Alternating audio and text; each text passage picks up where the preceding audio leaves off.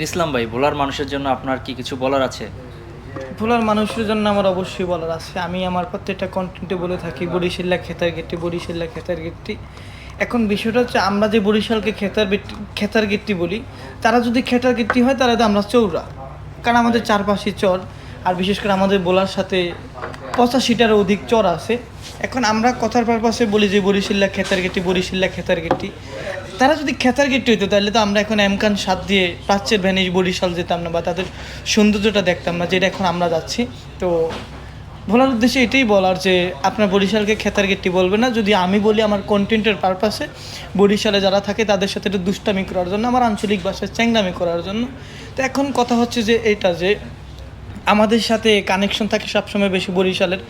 আমাদের এখানে যখন কেউ অসুস্থ হয় কিংবা কেউ যখন বিপদে পড়ে তখন সে কিন্তু বরিশাল যায়।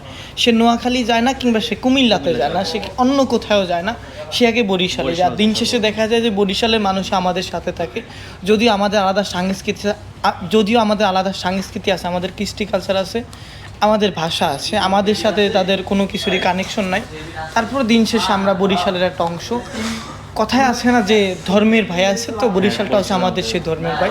সুতরাং আমরা যদি বরিশালকে খেতার গেটটি বলি তাহলে বলা হচ্ছে চৌরা। ওকে, থ্যাংক ইউ ভাই, থ্যাংক ইউ, অসংখ্য ধন্যবাদ।